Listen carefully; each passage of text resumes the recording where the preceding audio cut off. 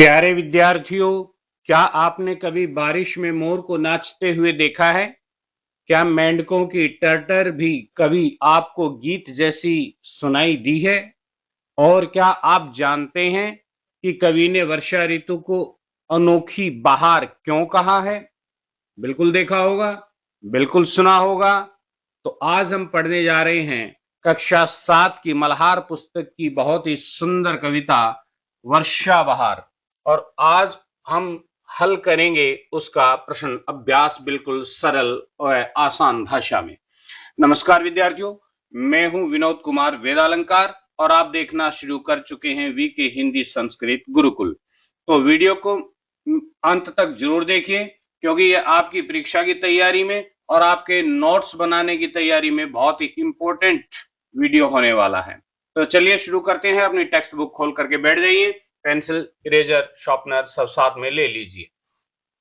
देखिए, इस कड़ी में, प्रश्न अभ्यास की कड़ी में जो पहला ही टॉपिक है वह है पार्ट से। तो आइए अब हम इस कविता पर विस्तार से चर्चा करें और आगे दी गई गतिविधियां इस कार्य में आपकी सहायता करेंगी। तो इसमें पहला बिंदु है मेरी समझ से। तो पढ़ लेते हैं, इसका कै पॉइंट क्या है। नीचे दिए गए प्रश्नों का सटीक उत्तर कौन सा है? जो भी सटीक उत्तर है, जो भी आपको 100% सही लगता है, उसके सामने आपको एक तारा बना देना है। कुछ प्रश्नों के एक से अधिक उत्तर भी हो सकते हैं, बिल्कुल हो सकते हैं। तो एक प्रश्न आएगा, उसके 4 विकल्प यहां पर दे रखे हैं। पहला प्रश्न, इस कविता में वर्षा ऋतु का कौन सा भाव मुख्य रूप से उभर कर आता है? दुख और निराशा का भाव, आनंद और प्रसन्नता का भाव, भय व चिंता का भाव, क्रोध और विरोध का भाव। तो इसमें जो सेकंड ऑप्शन है वह मुझे ठीक नजर आ रहा है, उसके सामने स्टार बना दीजिए, आनंद और प्रसन्नता का भाव। ठीक है जी। दूसरा प्रश्न है, नभ में छटा अनूठी और घन घोर छा रहा है पंक्तियों का उपयोग वर्षा ऋतु के किस दृश्य को अभिव्यक्त करता है, यह आपको बताना है। ठीक है जी। 4 ऑप्शन इसके यहां पर दिए गए हैं, तो देख लेते हैं कौन कौन से 4 ऑप्शन है। बादलों के गिरने का दृश्य, बिजली के गिरने का दृश्य, ठंडी हवा के बहने का दृश्य, आमोद छा जाने का दृश्य। तो देखिए, बादलों के गिरने का जो दृश्य है वही इसका सटीक उत्तर है, उसके सामने आपको स्टार बना देना चाहिए। तीसरा प्रश्न है, कविता में वर्षा को अनोखी बहार कहा गया है, क्यों कहा गया है? क्योंकि अब 4 विकल्प यहां पर उपस्थित हैं। कवि वर्षा को विशेष ऋतु मानता है, वर्षा में सभी जीव जंतु सक्रिय हो जाते हैं, वर्षा सबके लिए सुख और संतोष लाती है, वर्षा एक अद्भुत अनोखी प्राकृतिक घटना है। तो इनमें से कौन सा ऑप्शन सही है बता देना। तो वर्षा सबके लिए सुख और संतोष की भावना लेकर के आती है, यह ऑप्शन जो है आपके लिए, यानी कि तीसरा ऑप्शन ही राइट है। इसके सामने आपको स्टार बना देना चाहिए। ठीक है जी। चौथा प्रश्न देख लेते हैं, सारे जगत की शोभा निर्भर है इसके ऊपर, इस पंक्ति का क्या अर्थ है? इसका अर्थ बताना। इस वीडियो के जो फर्स्ट पार्ट है उसमें भी हमने इस पर डिस्कस किया है, वहां जाकर के भी आप जो है चेकआउट कर सकते हैं, उस वीडियो को देख सकते हैं। तो इसका पहला ऑप्शन है, प्रकृति में सभी जीव जंतु एक दूसरे पर निर्भर हैं। ठीक है, बिल्कुल है, इसमें तो कोई दिक्कत वाली बात है ही नहीं। लेकिन हमें ये देखना है कि प्रश्न क्या पूछा गया है। ठीक है जी। वर्षा पृथ्वी पर हरियाली और जीवन का मुख्य स्रोत है। दूसरा है, बादलों की सुंदरता में ही पृथ्वी की शोभा बढ़ती है। ठीक है, ये भी ठीक है। हमें वर्षा ऋतु से जगत की भलाई की प्रेरणा लेनी चाहिए। लेकिन यहाँ पर जो सेकंड ऑप्शन है, वर्षा पृथ्वी पर हरियाली और जीवन का मुख्य स्रोत है, वही इसका राइट ऑप्शन है। तो ठीक है, उसी पे हम स्टार बना देंगे, उसी के सामने हम तारा बना देंगे। ख बिंदु की चर्चा करते हैं। हो सकता है आपके समूह के साथियों ने अलग अलग उत्तर चुने हो। अपने मित्रों के साथ चर्चा कीजिए कि आपने ये उत्तर ही क्यों चुने हैं, तो ये आपको बताना है। ठीक है जी, बता देते हैं। हो सकता है उन्होंने अलग अलग उत्तर चुने हो, लेकिन आपको ये बताना है कि भाई मैंने ये उत्तर क्यों चुने, इसके पीछे मेरा क्या लॉजिक रहा है। तो पहला, मैंने ये उत्तर इसलिए चुने क्योंकि कविता में वर्षा ऋतु का ही चरित्र चित्रण किया गया है और उसका जो चित्रण बहुत ही आनंदमय और उत्सवपूर्ण ढंग से किया गया है। इसमें भय, दुख या विरोध जैसी कोई भावना की तो बात कही नहीं गई है, बल्कि वर्षा ऋतु को एक ऐसी ऋतु के रूप में दर्शाया गया है जो सभी को प्रसन्नता देती है, चाहे वह मोर हो, मेंढक हो, पपीहे हो, किसान हो। ठीक है जी। नभ में छटा अनूठी जैसी जो पंक्ति है उसमें बादलों के घिरने की जो झलकी है वो साफ दिखाई देती है। और कविता वर्षा को अनोखी बहार कहती है। क्यों कहती है? क्योंकि वह हर जीव को ताजगी और आनंद प्रदान करती है, इसलिए मैंने वर्षा सबके लिए सुख और संतोष लेकर के आती है, इस उत्तर को चुना। अंत में सारे जगत की शोभा निर्भर है इसके ऊपर। यह पंक्ति यह दर्शाती है कि वर्षा पृथ्वी की सुंदरता व जीवन का मुख्य आधार है, इसलिए वर्षा को जीवनदायिनी माना गया है। इन बातों के आधार पर मुझे विश्वास है कि ये उत्तर ही सबसे उपयुक्त उत्तर है। इस प्रकार से आप समझा सकते हैं। ठीक है जी। अगला इस कड़ी में अगला बिंदु है पंक्तियों पर चर्चा। ठीक है, कुछ पंक्तियां दे रखी हैं, पाठ में से ही है वो पंक्तियां, पाठ में से ही चुन करके कुछ पंक्तियां नीचे दी गई, इन्हें ध्यान से पढ़ना है और इन पर विचार करना है। आपको इनका क्या अर्थ समझ में आया, अपने विचार अपने समूह में साझा कीजिए, यानी कि ग्रुप डिस्कशन के टॉपिक है। ठीक है, और इन पंक्तियों को किस प्रकार से आपने समझा है, क्या समझा है, इस वीडियो के फर्स्ट पार्ट में आप जाकर के जो है विजिट कर सकते हैं, उस वीडियो को देख सकते हैं। तो पहले ही इसमें क्या प्रश्न दिया गया है? फिरते लखो पपीहे, फिरते लखो पपीहे हैं ग्रीष्म ताप खोते, करते हैं नृत्य वन में देखो ये मोर शारे। ठीक है जी। तो क्या समझ में आया आपको? कवि कहते हैं कि इस वर्षा ऋतु में चारों ओर पपीहे घूमते हुए फिरते हैं। पपीहे माने पपीहे जो वर्षा ऋतु में झूमने वाले पशु पक्षी हैं, उनकी यहां पर चर्चा करें, पक्षियों की चर्चा कर रहे हैं। ठीक है जी। वो अपनी गर्मी की थकान को मिटाते रहते हैं, मिटा रहे हैं वर्षा होने पर, और वर्षा के मौसम में वन के सभी मोर आनंद पूर्वक नृत्य कर रहे हैं। ये इसका एक्सप्लेनेशन है, ये इसकी व्याख्या आप समझा सकते हैं। ठीक है जी। ख बिंदु देख लेते हैं। चलते हैं हंस कहीं पर, बांधे कतार सुंदर, गाते हैं गीत कैसे, लेते किसान मनहर। तो इसका क्या उत्तर लिखेंगे? कवि कहते हैं कि आकाश में बादल ऐसे घिरते हुए प्रतीत हो रहे हैं मानो सुंदर पंक्तियों में हंस उड़ रहे हों, और किसान खेतों में खुशी के मारे मधुर गीत गा रहे हैं। ठीक है जी। ये इसका एक्सप्लेनेशन है। साधारण भाषा में आप इसका एक्सप्लेनेशन इस प्रकार से कर सकते हैं। इस कड़ी में अगला बिंदु है मिलकर करें मिलान। देखिए, कविता में से चुनकर के कुछ पंक्तियां कॉलम 1 में दी गई हैं और उनके जो भावार्थ हैं वो कॉलम 2 में दिए गए हैं। कॉलम को यहाँ हिंदी में स्तंभ कहा गया है, तो इसमें कोई परेशानी वाली बात नहीं है, दोनों को आपस में मैच करना है, मिलाना है। ठीक है जी।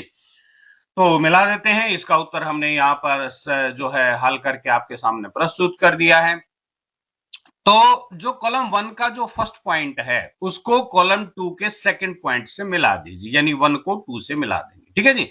तो 1 क्या है? पानी बरस रहा है, झरने भी ये वही हैं, यानी कि वर्षा हो रही है और झरने बह रहे हैं। 2 को 6 से मिला दीजिए, 2 को 6 से मिला देंगे तो 2 क्या है? सेकंड क्या है कि चलती हवा है ठंडी, हिलती हैं डालियां सब। तो यहाँ पर ठंडी हवाओं के कारण पेड़ों की सभी शाखाएं हिल रही हैं। ठीक है जी। नंबर 6 में ये दिया गया है। नंबर 3 को नंबर 1 से मिला देंगे। तो नंबर 3 क्या है? तालों में जीव जलचर अति है प्रसन्न होते। तो इसका भावार्थ क्या है कि वर्षा ऋतु में तालाबों के जो जीव जंतु हैं वो अति प्रसन्नता प्रकट कर रहे हैं। नंबर 4 को नंबर 3 से मिला देंगे। नंबर 4 क्या है? फिरते लखो पपीहे हाँ ग्रीष्म ताप खोते। और नंबर 3 में इसका भावार्थ क्या है कि वर्षा आने पर लाखों पपीहे गर्मी से राहत पाते हैं। ठीक है जी। नंबर 5 को नंबर 5 से ही मिलाना है। तो नंबर 5 क्या है? खिलता गुलाब कैसा सौरभ उड़ा रहा है। इसका भावार्थ क्या है कि वर्षा में खिले हुए फूल जैसे गुलाब प्रकृति में सुगंध और ताजगी फैला रहे हैं। नंबर 6 को नंबर 4 से मिला देंगे। नंबर 6 क्या है? चलते हैं हंस कहीं पर, बांधे कतार सुंदर। और नंबर 4 में इसका भावार्थ रखा हुआ है कि हंसों की कतारें प्रकृति की सुंदरता और अनुशासन को प्रदर्शित करती हैं, अनुशासन को दिखाती हैं। तो नंबर 6 को नंबर 4 से मिलाकर के अब हम आगे बढ़ेंगे और अगला बिंदु है इसमें सोच विचार के लिए। ठीक है जी। तो सोच विचार के लिए बहुत इंपॉर्टेंट होने वाला है, ध्यान से पढ़िए। इसमें कुछ प्रश्न दिए गए हैं, पढ़ लेते हैं। कविता को एक बार पुनः ध्यान से पढ़िए, यानी कि इस वीडियो का जो फर्स्ट पार्ट है उसको एक बार आप फिर से सुन लीजिए, कोई दिक्कत परेशानी वाली बात नहीं है। ठीक है, और फिर इन प्रश्नों का उत्तर ध्यान से आप दे सकते हैं। पहला प्रश्न है, कविता में कौन कौन गीत गा रहे हैं और क्यों? तो एक ही प्रश्न के अंदर 2 प्रश्न हैं, कौन कौन गीत गा रहे हैं ये बताना है और क्यों गा रहे हैं ये बताना है। ठीक है, तो कविता में 2 प्रमुख समूह गीत गा रहे हैं। पहला, मालिनी। मालिनी गीत गा रही, कहां गीत गा रही है? बागों में काम करने वाली जो स्त्रियां वो गीत गा रही है। ठीक है जी। क्यों गा रही है? वे बाग बगीचों में सुंदर गीत गा रही है क्योंकि वर्षा ऋतु में वातावरण को शीतल, सुंदर और आनंददायक बना दिया है। यह मौसम उन्हें प्रसन्नता से भर देता है, इसलिए वे खुशी के मारे झूम करके गीत गा रही हैं। ठीक है जी। और कौन गीत गा रहा है? तो सेकंड नंबर पर किसान भी गीत गा रहे हैं। ठीक है, तो बता देते हैं, किसान खेतों में मन को हरने वाले गीत गा रहे हैं। क्यों गीत गा रहे हैं? क्योंकि वर्षा उनके लिए बहुत ही महत्वपूर्ण है, अति महत्वपूर्ण है। अगर वर्षा नहीं होगी तो खेती होगी ही नहीं। बारिश होने से ही खेती की संभावनाएं बढ़ती हैं, अच्छी फसल पैदा होती है, एक उम्मीद जागती है, एक आशा जागती है। और यही कारण है कि किसान जो है हर्ष से भावाविभोर होकर के गीत गा रहे हैं। ख बिंदु है इसका, ख प्रश्न है इसका। बिजली चमक रही है, बादल गरज रहे हैं, तालों में जीव जलचर अति है प्रसन्न होते। दी गई दोनों पंक्तियों को ध्यान से पढ़िए। ठीक है, हमने पढ़ ली। इनमें वर्षा के दो अलग अलग दृश्य दिखाए गए हैं, बिल्कुल दिखाए गए हैं। इन दोनों में क्या कोई अंतर है? बिल्कुल अंतर है। इनका आपस में क्या संबंध? अपने विचार यहां पर आपको देने हैं। ठीक है जी, हम बता देते हैं। ठीक है जी। तो इन दोनों पंक्तियों में वर्षा ऋतु के अलग अलग पहलुओं को दर्शाया गया है। नंबर 1, पहली पंक्ति में वर्षा होने के पहले के संकेत हैं, यानी वर्षा होने से पहले। ठीक है जी। प्राकृतिक घटनाएं किस प्रकार से घटती है या दिखाई देती है, प्रकृति किस प्रकार से दिखाई देती है वर्षा होने से पहले, वो इसमें दिखाया गया है। जैसे आकाश में बिजली का चमकना, बादलों का गरजना, ठीक है, घनघोर घटा का छा जाना, यह दृश्य वर्षा ऋतु शुरू होने से पहले का है। और नंबर जो दूसरा है, तालों में जीव जलचर, यानी कि यह वर्षा होने के बाद का दृश्य है, यानी वर्षा के जो प्रभाव हैं उनको बता रहा है। जैसे तालाबों में जल भर चुका है, जलचर जो जीव हैं, मछलियां, मेंढक खुशी से भर जाते हैं। ये शांति और एक संतोष का दृश्य यहाँ पर प्रकट हो रहा है। गए प्रश्न देख लेते हैं बच्चों। कविता में मुख्य रूप से कौन सी बात कही गई है उसे पहचानिए, समझिए और अपने शब्दों में लिखिए। ठीक है जी, बता देते हैं। देखिए, कविता में कौन सी बात, यानी इस कविता का केंद्रीय भाव क्या है? तो देखिए, कविता में मुख्य रूप से वर्षा ऋतु की सुंदरता, उसके प्रभाव और उसके महत्व को दर्शाया गया है। ठीक है जी। कवि ने यह दिखाया है कि वर्षा ऋतु केवल एक मौसम भर नहीं है, बल्कि यह प्रकृति और सभी जीव जंतुओं के लिए आनंद और जीवन का मुख्य स्रोत है। वर्षा के आगमन से आकाश में काले काले बादल छा जाते हैं, बिजली चमकती है और बादल गरजने लगती है, ठंडी ठंडी हवाएं चलने लगती हैं, पेड़ पौधे लहराते हैं, मोर नृत्य करते हैं, मेंढक गाते हैं और गुलाब अपनी सुगंध चारों तरफ वातावरण में फैला देता है। खेतों में किसान प्रसन्न होकर के गीत गाते हैं और तालाबों में जलचर जीव जो है वो खुशी से झूम उठते हैं। ठीक है जी। तो ये बात हमने समझी, ये लिख देंगे हम अपने उत्तर में। तो आप अपनी परीक्षा में इस प्रकार के प्रश्न पूछे जाते हैं तो इनको बड़े ध्यान से समझना है, ध्यान से याद करना है, ध्यान से नोट्स बनाने हैं। नोट्स बनाने के लिए आप हमारे ब्लॉग पर विजिट कर सकते हैं, वीके हिंदी संस्कृत गुरुकुल.blogspot.com। इस वीडियो के डिस्क्रिप्शन में आपको लिंक मिल जाएगा, जाकर के वहां से अपनी नोटबुक तैयार कर सकते हैं। तो प्यारे बच्चों, अगला प्रश्न इसमें है चौथा, खिलता गुलाब कैसा सौरभ उड़ा रहा है। इस पंक्ति को पढ़कर एक खिलते हुए गुलाब का सुंदर चित्र मस्तिष्क में बन जाता है। इस पंक्ति का उद्देश्य केवल गुलाब की सुंदरता को बताना है या उसका कोई अन्य अर्थ भी यहां से निकल सकता है? ठीक है जी, बता देते हैं। देखिए, इस पंक्ति का उद्देश्य केवल गुलाब की सुंदरता का वर्णन करना नहीं है, बल्कि इससे कहीं अधिक और गहरा और अधिक भावपूर्ण अर्थ इसके अंदर छिपा हुआ है। तो पहला अर्थ क्या है इसका? यह पंक्ति गुलाब के खिलने, उसकी सुगंध के फैलने का दृश्य प्रस्तुत करती है। यह दृश्य वर्षा ऋतु के सौंदर्य और ताजगी को दर्शाता है। जब हर पौधा हरा भरा और फूल खिले हुए दिखाई देते हैं। ठीक है जी। दूसरा अर्थ क्या है इसका? दूसरा अर्थ है कि गुलाब यहाँ प्रकृति की नवजीवन की शक्ति जो है, नवजीवन प्रदान करने वाली शक्ति और वर्षा के बाद आने वाले सुखद बदलाव का प्रतीक यहाँ पर हो सकता है। ठीक है जी, इसका दूसरा अर्थ हम निकाल सकते हैं। पांचवा प्रश्न क्या है? कविता में से उन पंक्तियों को चुन करके लिखिए जिनमें सकारात्मक गतिविधियों का उल्लेख किया गया हो, जैसे गीत गाना, नृत्य करना और सुगंध फैलाना। इन गतिविधियों के आधार पर यह बताना है कि इस कविता का शीर्षक वर्षा बहार ही क्यों रखा गया है। ठीक है जी, बता देते हैं। तो कविता की ये पंक्तियां जिनमें सकारात्मक यानी कि पॉजिटिव एक्टिविटी है का जो है पॉजिटिव एक्टिविटीज को डिस्क्राइब किया गया है वो बतानी है। तो वो हमने यहाँ पर 4-5 पंक्तियां हैं वो छांट करके आपके लिए लेकर के आए हैं, ध्यान से देख लीजिए। बागों में गीत सुंदर गाती हैं मालिनी अब। दूसरी पंक्ति है, करते हैं नृत्य वन में देखो ये मोर सारे। नेक्स्ट है, मेंढक लुभा रहे हैं पाकर सुगीत प्यारे। खिलता गुलाब कैसा सौरभ उड़ा रहा है, गाते हैं गीत कैसे लेते किसान मन हर। ठीक है जी, देखिए कविता में वर्षा ऋतु को एक उल्लासपूर्ण, सुंदर और आनंददायक समय के रूप में चित्रित किया गया है। वर्षा के आगमन से मन प्रसन्न हो जाते हैं, जीव जंतु सक्रिय और आनंदित हो उठते हैं, वातावरण गीत, नृत्य और सुगंध से भर जाता है। इसलिए इस कविता का शीर्षक वर्षा बहार ही रखा गया है। यह बहुत ही अति उत्तम जो है इसका शीर्षक है। आप इस शीर्षक के बारे में इस प्रकार से बता सकते हैं। अगला बिंदु है प्यारे बच्चों, इसमें क्या है, अनुमान और कल्पना। ठीक है जी, तो आपने इस कविता को पढ़ करके आप क्या अनुमान लगा सकते हैं, क्या कल्पना शक्ति आपके अंदर जागृत हो सकती है, देख लेते हैं। अपने समूह में मिलकर के इस पर चर्चा करनी है।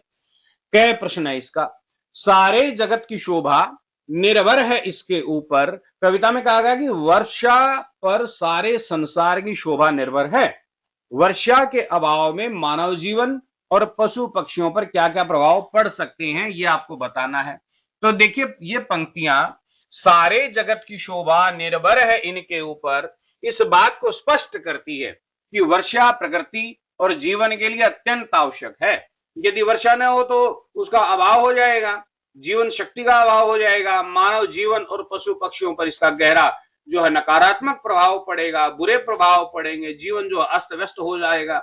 ज्यादा लंबे समय तक वर्षा नहीं होगी तो जीवन नष्ट भी हो सकता है, इसमें कोई परेशानी वाली बात नहीं है। ठीक है जी, तो मानव जीवन पर इसके क्या प्रभाव पड़ते हैं, देखिए बता देंगे हम। मानव जीवन, ये बहुत इंपॉर्टेंट क्वेश्चन है भाई, इस प्रकार के प्रश्न जो है परीक्षा में पूछे जाते हैं।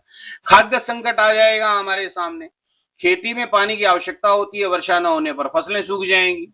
फसलें सूख जाएंगी तो क्या होगा, फसलों से ही हमें अनाज मिलता है, सब्जियां मिलती हैं, फल फ्रूट्स मिलते हैं, खाद्य सामग्री मिलती है, तो खाद्य संकट उत्पन्न हो जाएगा सभी पशु पक्षियों के सामने। दूसरा इसका इफेक्ट क्या होगा, जल संकट हो जाएगा। वर्षा से ही नदियों में, झीलों में, तालाबों में जलाशय भरते हैं। वर्षा न होने से पीने के पानी की भारी कमी आ जाएगी, जीवन संकट में आ जाएगा, स्वास्थ्य समस्याएं उत्पन्न हो जाएंगी। पानी की कमी से स्वच्छता पर जो है असर पड़ेगा, शुद्ध पानी नहीं मिलेगा तो जो है अशुद्ध पानी पीना पड़ेगा, इससे बीमारियां फैल जाएंगी, महामारियां फैल जाएंगी। अर्थव्यवस्था पर इसका प्रभाव पड़ेगा। कृषि पर ही सारे संसार की अर्थव्यवस्था डिपेंड है। कृषि पर आधारित अर्थव्यवस्था वाले क्षेत्रों में वर्षा की कमी से किसानों की आय घट जाएगी। पूरे देश जो है, देश के अंदर जो खाद्य सामग्री है उसके रेट बढ़ जाएंगे, पूरी अर्थव्यवस्था जो है वो डावाडोल हो जाएगी। गर्मी और सूखा पड़ेगा, लगातार वर्षा न होने से गर्मी और सूखा बढ़ता चला जाएगा, जिससे जीवन जो है कठिनाई में आ जाएगा। तो ये तो भारी समस्याएं आने वाली हैं बिना वर्षा के। ठीक है जी, आगे देखते हैं पशु पक्षियों पर इसका क्या प्रभाव पड़ेगा भाई। देखिए पशु पक्षियों पर भी इसके बहुत गहरे प्रभाव पड़ेंगे। पीने के पानी की कमी हो जाएगी, तालाब, नदियां, झीलें सब सूख जाएंगी, जानवर बेचारे कहां से पानी पिएंगे, मर जाएंगे। भोजन की कमी हो जाएगी, घास पेड़ पौधे ही नहीं होंगे तो जो शाकाहारी जीव हैं उनको भोजन ही नहीं मिलेगा। ठीक है ना, प्रवास की जो है भारी समस्या आ जाएगी। पक्षी जो है पानी और भोजन की तलाश में एक स्थान से दूसरे स्थानों की ओर चले जाएंगे, वहां भी नहीं मिलेगा तो क्या होगा, अंत में तो बेचारों को मरना ही पड़ेगा। ठीक है जी, इस प्रकार से। ख प्रश्न क्या है प्यारे बच्चों, वो भी पढ़ लेते हैं। बिजली चमक रही है, बादल गरज रहे हैं। बिजली चमकना और बादल का गरजना ये प्राकृतिक घटनाएं हैं। इन घटनाओं का लोगों के जीवन पर क्या क्या प्रभाव पड़ता है, अब संकेत यहाँ दिया गया है। आप सकारात्मक और नकारात्मक यानी अच्छे और बुरे दोनों प्रकार के प्रभावों के बारे में सोच सकते हैं। नेगेटिव और पॉजिटिव दोनों प्रकार के इफेक्ट्स के बारे में यहाँ बता सकते हैं। तो देखिए पंक्ति जो यहाँ पर है वो है, बिजली चमक रही है, बादल गरज रहे हैं। ठीक है जी, यह वर्षा ऋतु जो है, वर्षा ऋतु में होने वाली जो सामान्य प्राकृतिक घटनाएं हैं वही है, उन्हीं का यहाँ वर्णन किया गया है, जिनके द्वारा लोगों के जीवन पर सकारात्मक और नकारात्मक दोनों प्रकार के प्रभाव पड़ सकते हैं। तो सकारात्मक क्या प्रभाव पड़ते हैं पहले वो बताएंगे, बाद में नकारात्मक बताएंगे। देखिए सकारात्मक प्रभाव क्या हो सकते हैं, वर्षा का संकेत यानी बिजली का चमकना, बादल का गरजना, ये वर्षा के आने के संकेत है, जिससे किसान जो अपनी खेती की तैयारी करने लग जाते हैं, लोग अपनी तैयारी में जुट जाते हैं। खुशहाली का अनुभव होता है, बच्चे और कुछ लोगों को यह दृश्य बड़ा खुशहाल करता है, सुंदर लगता है। ठीक है, प्रकृति से जुड़ाव को बढ़ाता है। नंबर 3 प्राकृतिक चक्र का हिस्सा है।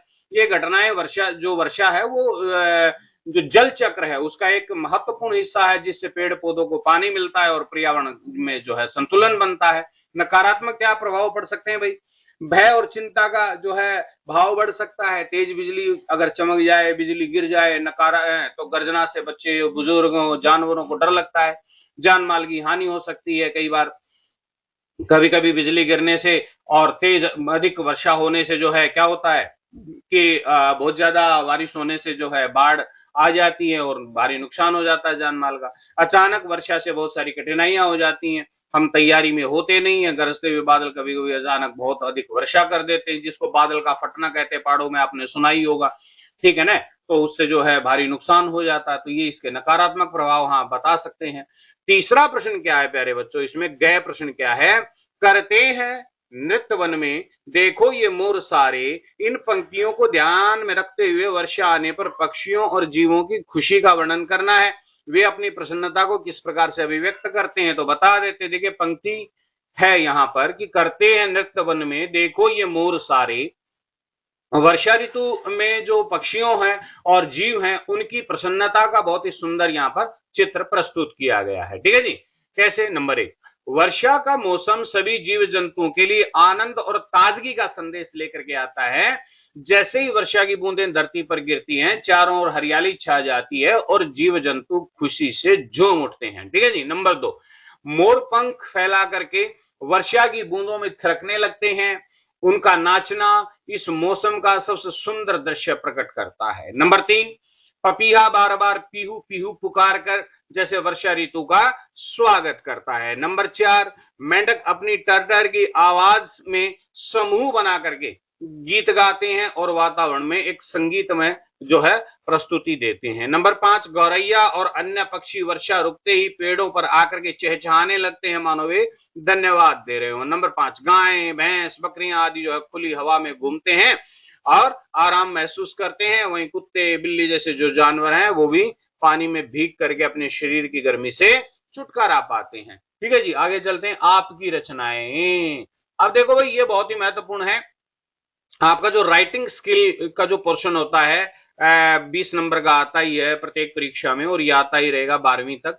ठीक है, तो उसमें ये बड़े काम का जो है रोल प्ले करेगा।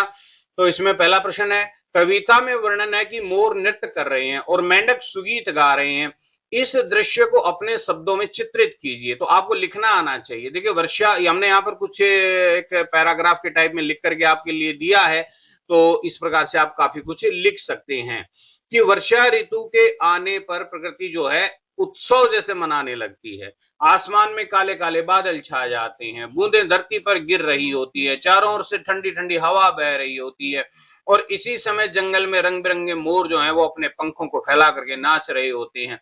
उनके पंखों की चमक और थिरकना, जो थिरकन है मानो वर्षा का स्वागत कर रही हो। वे इधर उधर घूमते हैं, उछलते हैं, कूदते हैं, जैसे किसी मधुर संगीत की ताल पर नृत्य कर रहे हों। ठीक है जी, पास ही कहीं कहीं हरी भरी झाड़ियों के बीच जो है मेंढकों के जो समूह हैं वो इकट्ठा होकर के टर टर की आवाज में गा रहे होते हैं। उनका ये संगीत वर्षा का आनंद और भी अधिक बढ़ा देता है। यह दृश्य न केवल देखने में सुंदर है बल्कि सुनने में भी बड़ा आनंददायक होता है। चारों तरफ हरियाली फैल जाती है, धरती ताजगी से भर जाती है और चारों तरफ हरे हरे दृश्य दिखाई देते हैं। वर्षा के बाद जो है प्रकृति की छटा अलग ही होती है। वर्षा मानो ऐसा लगता है कि केवल पानी ही नहीं लाती बल्कि जीवन में खुशियां बिखेर देती हैं। ठीक है जी, ख बिंदु देख लेते हैं प्यारे बच्चों, इसका इस प्रकार से आप इसका 80 से 100 शब्दों में वर्णन कर सकते हैं। वर्षा से जुड़ी किसी प्राचीन कथा या लोक कथा को इस कविता से जोड़कर एक कहानी तैयार कीजिए। तो ये स्टोरी राइटिंग जो है आपका इंग्लिश में भी आता है, हिंदी में भी आता है कि कहानी किस प्रकार से लिखें। तो मैंने यहाँ पर एक पौराणिक कहानी लिखने की कोशिश की, आप लोगों के लिए मैं लेकर के आया हूँ। तो वो पौराणिक कहानी बहुत ही सुंदर कहानी है, आप यहाँ पर जो है उसको मैं सुनाना चाहूंगा। बहुत समय पहले की बात है, एक छोटा सा गांव था जिसका नाम था नीलग्राम, जो पहाड़ों की गोद में बसा हुआ था। ठीक है, गांव के लोग खेती किसानी पर निर्भर होते थे। वर्षा उनके लिए जीवन का आधार थी, पर कई वर्षों से गांव में बारिश जो है समय पर नहीं हो पा रही थी। तो खेत सूख रहे थे, पहले उतने जो है संसाधन तो थे नहीं, ट्यूबवेल वगैरह के, तालाबों में पानी सूख गया था, पशु पक्षी बड़े उदास थे। गांव के बुजुर्गों ने बताया कि यह संकट वरुण देव की नाराजगी से आया है। वरुण देव आपको पता ही है, जल के देवता को वरुण देव कहते हैं। ठीक है जी, तो वरुण देव वर्षा के देवता माने जाते हैं। तब गांव के सारे लोग एक दिन इकट्ठा होकर के तालाब के किनारे पहुंचे। वहां पर एक जो है वरुण देव का प्राचीन मंदिर था। वहां उन्होंने हवन किया, प्रार्थना की और गांव के बच्चों ने गीत गाए। हे वरुण देव, हमें पानी दीजिए, धरती को नव जीवन दीजिए। कुछ ही दिनों बाद आसमान में घने बादल छा गए, बिजली चमकने लगी, तेज वर्षा होने लगी, खेतों की मिट्टी फिर से जीवित हो उठी, तालाब लबालब पानी से भर गए, पशु पक्षियों से चहचहाने लग गए, पशु पक्षी मोर पंख फैला करके नृत्य करने लगे और मेंढक तालाब किनारे टर टर की आवाज में गुनगाने लगे। वर्षा के कारण जो है गांव के लोग इस चमत्कारी वर्षा को वरुण देव का आशीर्वाद मान करके प्रत्येक वर्ष हर साल जो है, हर साल का जो पहला दिन होता है उस दिन वर्षा बहार का एक उत्सव मनाते हैं। और इस दिन बच्चे गीत गाते हैं, किसान नृत्य करते हैं, महिलाएं पकवान बनाती हैं, नाना प्रकार के जो है मीठे मीठे पकवान बनाती हैं, सबके घरों में बांटे जाते हैं। इस प्रकार से वर्षा का स्वागत किया जाता है। इस प्रकार जो है कविता वर्षा बहार में जो वर्णित दृश्य हैं, चाहे मोरों का नाचना है, मेंढकों का गाना है, जीवों की प्रसन्नता है, इस लोक कथा की स्मृति को सजीव बना देते हैं। यह कहानी हमें ये याद दिलाती है कि वर्षा केवल पानी ही नहीं लाती, बल्कि जीवन में एक नई उमंग, नई आशा का संदेश भी साथ लेकर के आती है। तो इस प्रकार से आप कहानी की रचना कर सकते हैं। ठीक है जी, तीसरा प्रश्न है इसमें, इस कविता से हमें प्रेरणा लेकर के एक चित्र बनाइए, यानी कि आपको एक चित्र बनाना है, इसमें आपने क्या क्या बनाना है और क्यों बनाया है उसका आपको वर्णन करना। तो पहले तो आप एक कैनवास बनाइए, एक चित्र बनाइए और फिर उस चित्र का वर्णन कर दीजिए। ठीक है जी, तो ये जो है मैं आप बता सकते हैं कि मेंढकों का टटर, पहले तो बादलों का गिरना आप बना सकते हैं। ठीक है, इस वीडियो के फर्स्ट पार्ट्स में मैंने कई प्रकार की स्लाइड्स भी आपको दिखाई हैं। ठीक है, उन स्लाइड्स के आधार पर आप जो है एक चित्र बना सकते हैं और उस चित्र का वर्णन आप कर सकते हैं। चित्र वर्णन में आ जाएगा। ये चित्र वर्णन जो है लेखन कौशल में भी आपका 5 नंबर का आता है, हिंदी में भी आता है, संस्कृत में भी आता है, तो इससे आपको काफी हेल्प मिलने वाली है। ठीक है जी, अब चलते हैं जी व्याकरणिक पोर्शन। तो व्याकरण का भाग है, इसमें शब्द से जुड़े शब्द। यहाँ पर आपकी जो टेक्स्ट बुक है उसमें एक डायग्राम दिया गया है, बीच में सेंटर में एक शब्द दिया गया है वर्षा, चारों तरफ छोटे छोटे क्लाउड्स हैं, बादल हैं, उनमें आपको वर्षा से जुड़े हुए शब्दों को फिल करना है। तो मैंने यहाँ पर आपकी हेल्प करने के लिए कुछ शब्द दिए हैं। वर्षा, तो उससे पहले जो कॉलम है उसमें भर सकते हैं, जैसे बिजली है, बारिश है, बादल, उत्साह, बूंदे, इंद्रधनुष, हरियाली, इस प्रकार से आप जो है उनको फिल कर सकते हैं। आगे चलते हैं जी, कविता की रचना। अब कविता की रचना भी आपको आनी चाहिए। ठीक है जी, कविता का जो रचनात्मक है, जो स्ट्रक्चर है, अब हम उस पर चर्चा करने वाले हैं। देख लेते हैं कविता की रचना क्या कहती है। देखिए, वर्षा बहार सबके मन को लुभा रही है, बिल्कुल लुभा रही है। तो इस पंक्ति में रेखांकित शब्दों पर ध्यान दीजिए, हमने अंडरलाइन किया है वर्षा बहार। तो वर्षा एक ऋतु का नाम है, बहार जो है वो बसंत का दूसरा नाम है। तो यहाँ पर वर्षा और बहार को एक साथ जो है ऐड कर दिया गया है, जिससे वर्षा ऋतु की सुंदरता को और अधिक स्पष्ट किया गया है। ठीक है जी, इस कविता में अगर वर्षा नहीं आएगी तो बसंत ऋतु का भी आने का कोई औचित्य नहीं है ना। तो इस कविता में ऐसी ही और भी अन्य विशेषताएं छिपी हुई हैं। जैसे कविता की कुछ पंक्तियां बहुत ही सरल वाक्य के रूप में ही हैं, तो कुछ पंक्तियां वाक्य संरचना जो है वो सरल नहीं है, थोड़ी उल्टी पुल्टी आपको नजर आएगी। तो अपने समूह के साथ मिल करके इस कविता की जो दूसरी विशेषताएं हैं उनका एक डायग्राम बनाना, उनकी एक सूची बनानी है और अपने समूह में जो है उस सूची को आपको साझा करना है। ठीक है जी, तो बना देंगे।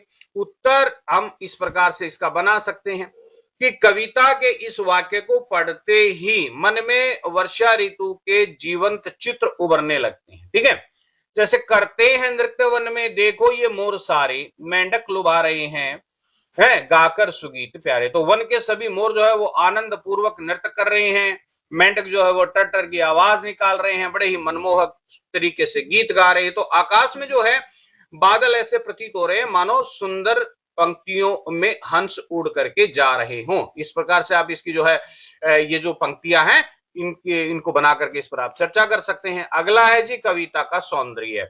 तो कविता का सौंदर्य क्या है देख लेते हैं भाई। देखिए कविता का जो सौंदर्य है वो क्या है। यहां पर नीचे दी गई कविता, नीचे कविता की कुछ पंक्तियां दी गई हैं और उनसे कुछ शब्द हटा दिए गए हैं और साथ में कुछ मिलते जुलते सब ब्रैकेट्स में दे रखे हैं, ठीक है जी। और अर्थ एक ही जैसे हैं, समान अर्थ वाले हैं। इनमें से प्रत्येक में उस जो शब्द है उसको चुन करके आपको पंक्ति को पूरा करना है, ठीक है जी। कर देते हैं। देखिए हमने यहाँ पर उत्तर आपके लिए सॉल्व करके लेकर के आए हैं। तो पहला, तो यहां पर चार ऑप्शन है, बारिश, बरसात, बरखा और वृष्टि। अब उत्तर दो, अर्थ तो समान ही है, तो हम यहाँ पर बरखा ले लेते हैं क्योंकि बरखा ज्यादा सुटेबल शब्द लग रहा है, ठीक है जी।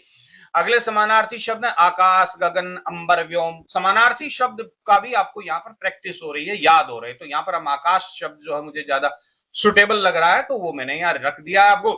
दूसरा शब्द सुटेबल लग रहा है आप वो रख दीजिए, उसमें कोई दिक्कत वाली बात नहीं है, ठीक है जी। अगला है मेघ, जलधर, घन, जलद। ठीक है, ये बादल के क्या है, पर्यायवाची शब्द है। तो मुझे यहाँ घन अच्छा लगा, मैंने घन रख दिया। आपको दूसरा लग रहा है तो दूसरा रख दीजिए, कोई दिक्कत नहीं, ठीक है जी। जल बरस रहा है तो जल, नीर, सलिल, तोए। तो यहाँ पर पानी के पर्यायवाची मैंने जल रख दिया, आप दूसरा रख सकते हैं, कोई भी शब्द, उसमें कोई दिक्कत परेशानी वाली बात नहीं है, ठीक है जी।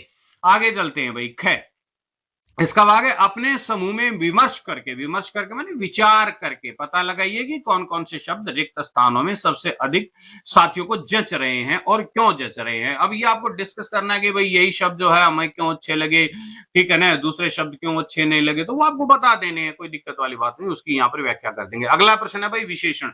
विशेषण आपको पता है जो किसी संज्ञा या सर्वनाम की विशेषता बताता है उनको विशेषण शब्द कहते हैं, ठीक है जी। विशेषण में एक विशेष्य होता है, विशेष्य वो होता है जिसकी विशेषता बताई जाती है, विशेषण वो होता है जो विशेषता बताता है, ठीक है। बागों में गीत सुंदर, गाती है मालिनी। अब तो इस पंक्ति में सुंदर शब्द गीत की विशेषता बता रहा है कि गीत क्या है, गीत सुंदर है। तो गीत क्या हो गया, विशेष्य हो गया क्योंकि उसकी विशेषता बताई जा रही है, और सुंदर हो गया विशेषण क्योंकि ये गीत की विशेषता बता रहा है, ठीक है जी। यही बात है बस। तो इसकी जो है पहला प्रश्न है कि नीचे दी गई पंक्तियों में विशेषण और विशेष्य शब्दों को पहचान करके आपको लिखना, एक डायग्राम बनाना, एक सूची बनानी। तो मैंने बना करके तैयार कर दिया, आप देख लीजिए यहाँ पर, ठीक है जी। वीडियो को पॉज करके आप देख सकते हैं। तो पहला है इसमें नभ में छटा अनूठी घनघोर छा रही है। तो यहाँ पर जो विशेषण है वो है सॉरी वो है अनूठी और विशेष्य क्या है, छटा, ठीक है जी। चलते हैं हंस कहीं पर बांधे कतार सुंदर। तो सुंदर यहाँ पर क्या है, विशेषण, और विशेष्य क्या है, कतार। मेंढक लोभा रहे हैं गाकर सुगीत प्यारे। तो विशेषण क्या है, प्यारे, और विशेष्य क्या है, सुगीत। चलती हवा है ठंडी, हिलती है डालियां सब। तो ठंडी यहाँ पर विशेषण है, हवा यहाँ विशेष्य है, ठीक है। इस प्रकार से आपने बता दिया। ख प्रश्न देख लेते हैं भाई, इसमें ख क्या है। नीचे दिए गए विशेषणों के लिए अपने मन से विशेषण सोच करके लिखना है। अब आपको विशेषण बनाने हैं, ठीक है जी। तो बना देंगे, जैसे वर्षा, वर्षा के लिए आपको विशेष्य बनाने हैं तो बना दो। रिम झिम है, मंद है, पानी, पानी से के विशेष्य बताने हैं आपको, ठीक है। तो बता दे, विशेषण बताने हैं। तो विशेषण क्या होगा, बहता है, ठंडा है, बादल। तो बादल का विशेषण क्या हो सकता है, घने हैं, काले हैं, ठीक है। डालियां, डालियां लहराती हैं, झूमती हैं। गुलाब, गुलाब लाल है, सुगंधित है। तो ये सब विशेषण आप बता सकते हैं। ऋतु और शब्द, ठीक है, ऋतु और शब्द। देखिए फिरते लखो पपीहे हैं, ग्रीष्म ताप खोते।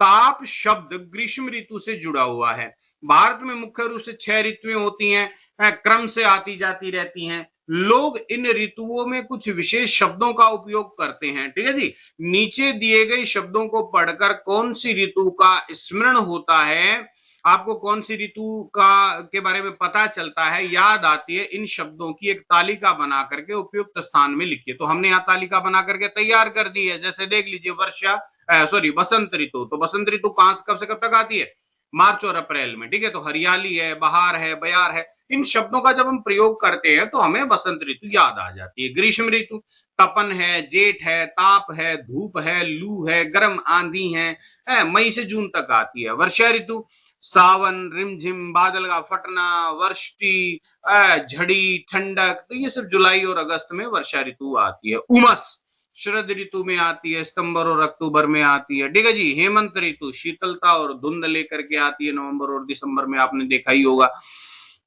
ठीक है जी। शिशिर ऋतु जनवरी और फरवरी में आती है। ओस, ठिठुरपन, हिमपात, जाड़ा, कड़ाके की ठंड, कोहरा, पाला आदि सब इसमें देखने को मिलता है, ठीक है। आपकी बात यानी पाठ से आ गया। अब हमने क्या सीखा भाई, इस पाठ को पढ़ करके बता देते हैं हमने क्या सीखा।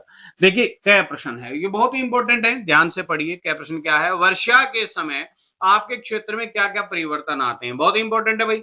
वर्षा के समय हमारे क्षेत्र में बहुत सारे परिवर्तन आते हैं। मौसम ठंडा हो जाता है, सुहावना हो जाता है, चारों तरफ हरियाली फैल जाती है, सूखे हुए तालाब नाले जल से पानी से भर जाते हैं, खेतों में किसान हल लेकर के पहुंच जाते हैं, पेड़ पौधे ताजे हो जाते हैं, पूरी जो प्रकृति ऐसा लगता है जैसे किसी ने उसको वॉश कर दिया हो, धो दिया हो। वातावरण में मिट्टी की सौंधी सौंधी सुगंध फैल जाती है, कई जगह जल भराव भी देखने को मिलता है। तो ये सब आप बता सकते हैं, ठीक है जी।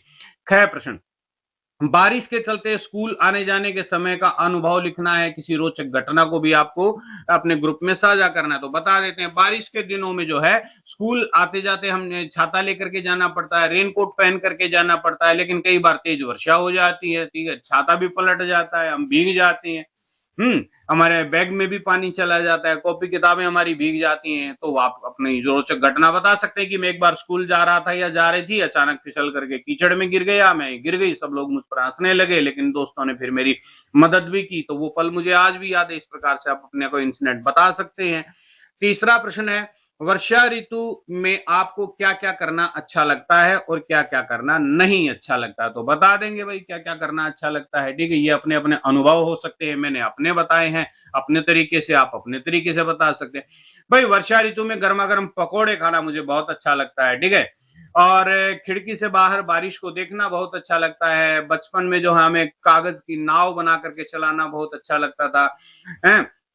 लेकिन वर्षा की वजह से हम बाहर खेलने नहीं जा सकते और स्कूल भी कभी कभी छूट जाता है। कीचड़ और गंदगी से भी काफी परेशानी हो जाती है, मच्छर अधिक फैल जाते हैं, बीमारियां फैलने का खतरा बना रहता है। तो इस प्रकार से आप बता सकते हैं। अगला प्रश्न है भाई, बारिश के मौसम में आपके आस पड़ोस के पशु पक्षी अपनी सुरक्षा कैसे कर सकते हैं, उन्हें कौन कौन सी समस्याएं आती हैं, तो ये आपको बता देना है। बारिश के इस मौसम में पशु पक्षी जो है पेड़ों की डालियों या घरों की छतों के नीचे शरण लेने की कोशिश करते हैं। कई बार पक्षियों के घोंसले जो हैं पानी में बह जाते हैं, गीले हो जाते हैं। कुत्ते बिल्ली जानवर वगैरह जो हैं सूखी जगह ढूंढते खोजते फिरते हैं। कई पशुओं को खाना ढूंढने में कठिनाई होती है, ठंड भी लगती होगी, ठीक है। इस प्रकार से आप बता सकते हैं। अगला प्रश्न है, अपने अपने के जो आपका जो समूह है, अपने समूह में समूह के साथ मिलकर के वर्षा ऋतु पर आधारित एक कविता की रचना करनी है। कविता आपको बनानी है वर्षा ऋतु के ऊपर, उसमें अपने घर और आस पड़ोस से जुड़ी हुई बातें उसमें साझा करनी है, सम्मिलित करनी है। मैंने कविता आपके लिए जो है बनाने की कोशिश की है, देख लीजिए आप, ठीक है। बरखा आई प्यारी प्यारी, लेकर आई बूंदों की सवारी, नाव चलाई बच्चों ने, हंस हंस खेले सपनों में, काले बादल गरज रहे हैं, पेड़ पौधे हंस रहे हैं, माँ ने पकोड़े गरम बनाए, दादी ने किस्से नए सुनाए, मोर नाचा मेंढक गाया, बरखा मौसम खूब भाया। तो इस प्रकार से कोई कविता आप भी बना सकते हैं, ठीक है। साक्षात्कार, साक्षात्कार का मतलब होता है इंटरव्यू, ठीक है। ये भी आपके लिए बहुत ही इंपॉर्टेंट है, ठीक है जी। गाते हैं गीत कैसे, लेते किसान मनहर, ठीक है जी। तो इसमें इंटरव्यू यहाँ पर कोशिश की गई है। ये आपकी आउटडोर एक्टिविटी है और आपको करनी ही चाहिए। आपके जो है शिक्षक है उनसे बात करके आपको इस आउटडोर एक्टिविटी को कंप्लीट करना चाहिए। तो मान लीजिए कि आप जो है अपने विद्यालय की पत्रिका के कोई पत्रकार हैं, इस प्रकार से मान लीजिए आप एक किसान का इंटरव्यू ले रहे हैं, साक्षात्कार ले रहे हैं, जो वर्षा के आने पर अपने खेतों में गीत गा रहा है, ठीक है। तो किस प्रकार से लेंगे, अपने समूह के साथ मिलकर के उस किसान से के साक्षात्कार लेना है, आपको इंटरव्यू लेना है। तो उस वो इंटरव्यू आप ऐसे डायरेक्टली लेकर के रैंडमली नहीं, उसकी आपको तैयारी करनी पड़ेगी, ठीक है जी। उसके लिए आपको जो है कुछ प्रश्नों का निर्माण पहले से ही करके ले जाना पड़ेगा कि भाई हम ये प्रश्न उस किसान से पूछेंगे, ठीक है। तो वो प्रश्न कौन कौन से हैं मैंने आपको बता दिए हैं। यहाँ पर साक्षात्कार के लिए कुछ मैंने यहाँ पर प्रश्न दिए हैं। सबसे पहले, नमस्ते किसान चाचा, कृपया अपना नाम बताइए। ठीक है, फिर दूसरा प्रश्न, आप कितने समय से खेती कर रहे हैं। नेक्स्ट, वर्षा ऋतु का आपके खेतों और फसल पर क्या प्रभाव पड़ता है। ठीक है, नेक्स्ट, आपने जो है खेत में काम करते समय गीत जो है कब कब गाए तो कौन से गीत गाए, आप किस तरह के गीत गाते हैं, गीत गाते समय आपको कैसा महसूस होता है, क्या आपके साथ और भी किसान गीत गाते हैं, क्या आपके साथ आपके बच्चे भी आपका सहयोग करते हैं, क्या वर्षा में काम करना मुश्किल होता है या आनंद आता है, आपको वर्षा ऋतु में कौन कौन सी बातें अच्छी लगती हैं, क्या क्या खाना अच्छा लगता है, आप कौन कौन से प्रकार की फसल पैदा करते हैं, आप अपने बच्चों को क्या संदेश देना चाहेंगे। ठीक है ना, तो इस प्रकार से बहुत सारे प्रश्न जो हैं आप पहले ही बना लें और किसान चाचा से पूछें।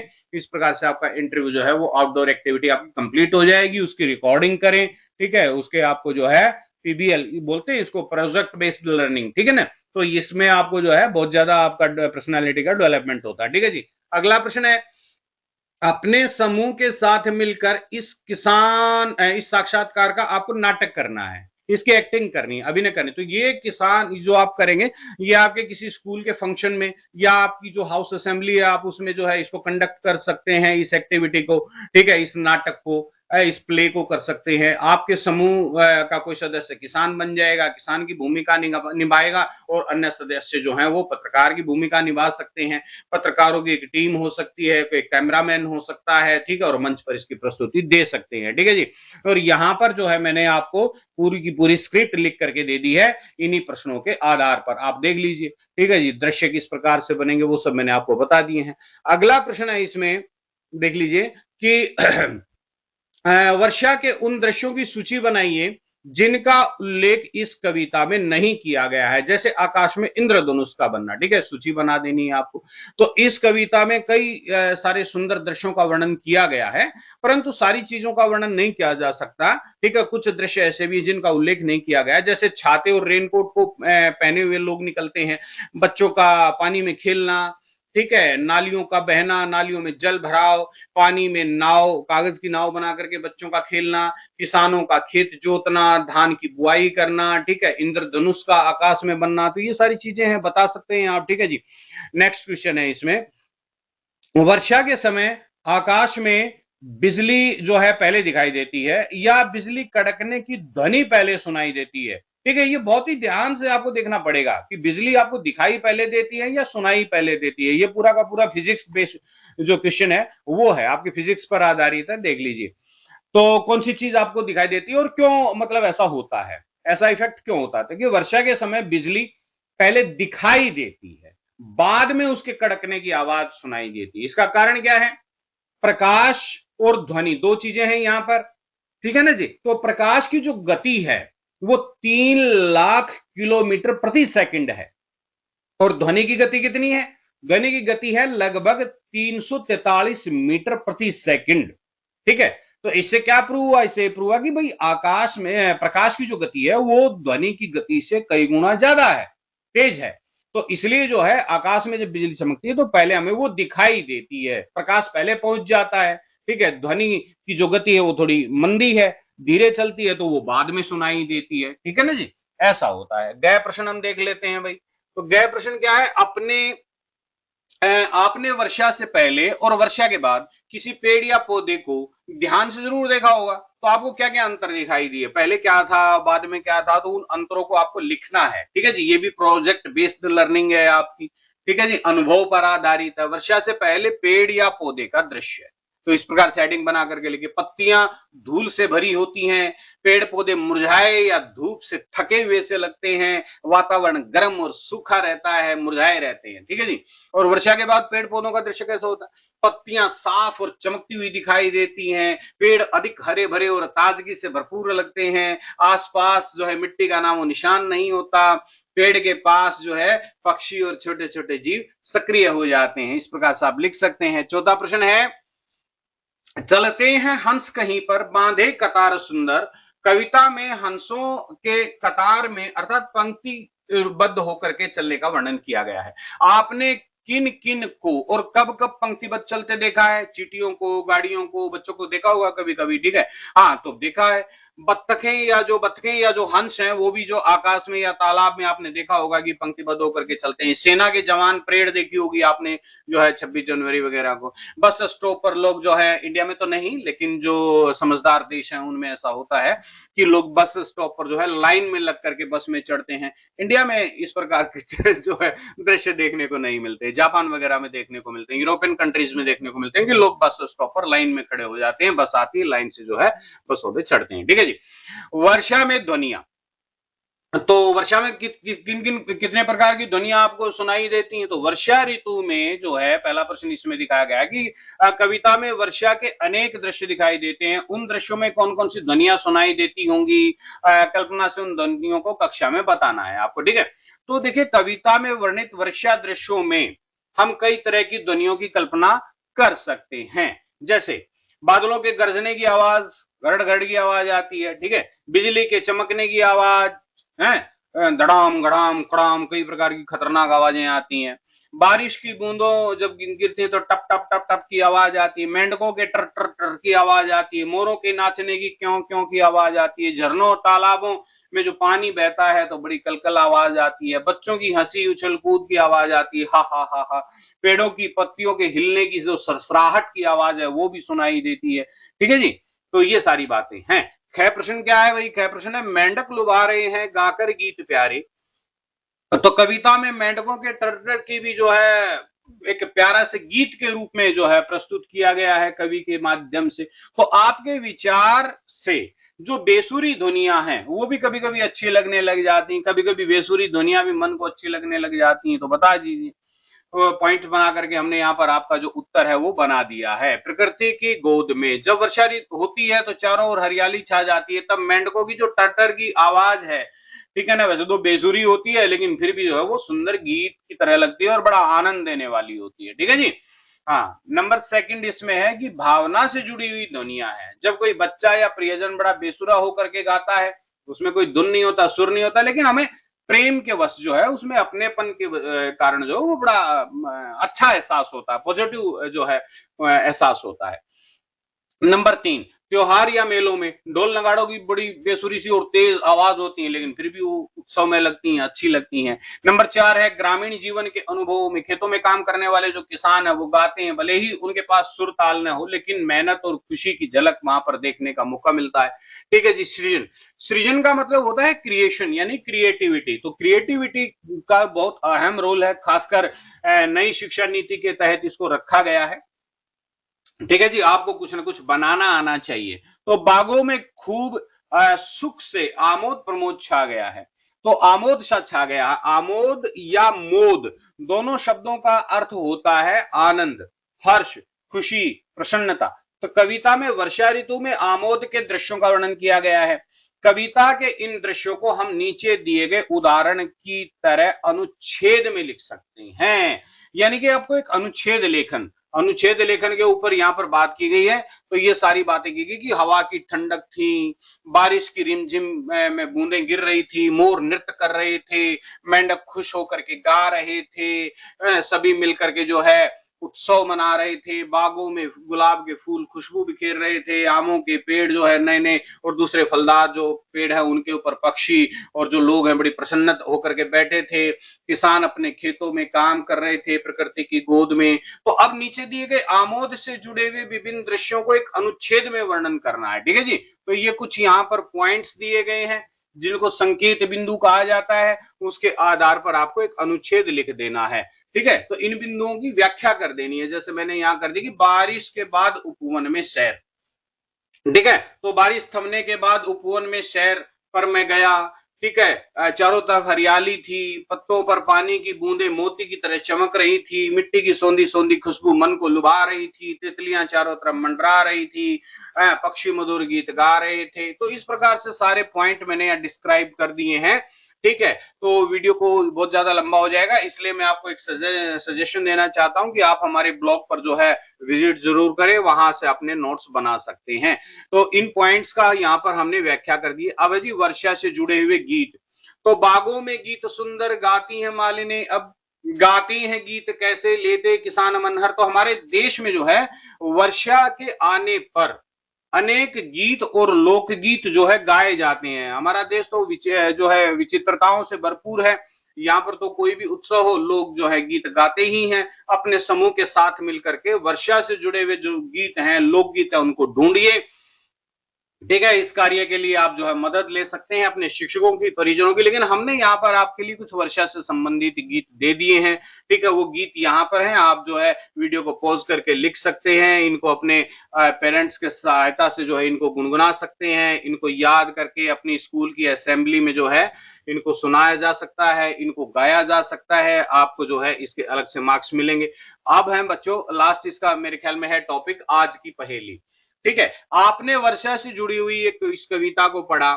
अब भारत की विभिन्न ऋतुओं से जुड़ी हुई कुछ पहेलियां हैं, उन्हें पढ़िए और उन्हें बूझिए। देखिए बहुत इंपॉर्टेंट है ये टॉपिक आपका यहाँ पर।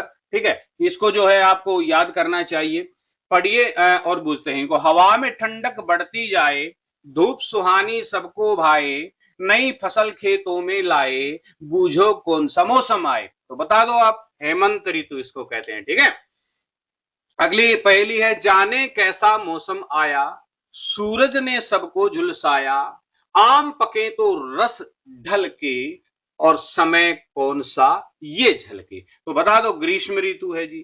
ठीक है जी, अगली पहेली है, बर्फ गिरे सर्दी बढ़ जाए, ऊनी कपड़े सबको भाए, धुंध की चादर लाए रात, बूझो किस ऋतु की बात। तो ये शिशिर ऋतु है जी। ठीक है, अगली पहेली है, फूल खिले हर पक्षी गाए, चारों ओर हरियाली छाए, बागों में खुशबू छा जाए, बूझो ऋतु ये क्या कहलाए। तो बसंत ऋतु का वर्णन है जी यहाँ पर। ठीक है जी, पानी बरसे बादल गरजे, धरती का हर कोना हरसे, नदियां नाले भरे हरे और, बूझो किसका है ये जोर। तो वर्षा ऋतु का वर्णन है, पत्ता गिरता जाए, पत्ता गिरता जाए, सूनी डाली बहुत सताए, पेड़ करें खुद को तैयार, कौन सी ऋतु का है ये सार। तो ये पतझड़ ऋतु के बारे में यहां बताया गया है। ठीक है, तो प्यारे बच्चों, आपने जो है इस वीडियो को बड़े ध्यान से सुना। अगर आपको ये वीडियो पसंद आया, आपके लिए उपयोगी है, तो इसको लाइक करें, अपने दोस्तों के साथ शेयर करें। हमारे चैनल का नाम है वीके हिंदी संस्कृत गुरुकुल। अपने दोस्तों के साथ जो है शेयर करें, इसके बारे में जानकारी दें, चैनल को सब्सक्राइब करें, बेल आइकन जरूर दबाएं। ठीक है, लिखित नोट्स यानी कि जो अध्ययन सामग्री है, रिटर्न नोट्स, उनको पाने के लिए वीके हिंदी संस्कृत गुरुकुल.blogspot.com पर जरूर विजिट करें। उसका लिंक आपको इस वीडियो के डिस्क्रिप्शन में मिल जाएगा। ठीक है प्यारे बच्चों, तो मैं मिलता हूं आपसे अगले शानदार वीडियो में। तब तक के लिए पढ़ते रहिए, आगे बढ़ते रहिए। शुभ आशीर्वाद, बहुत बहुत धन्यवाद।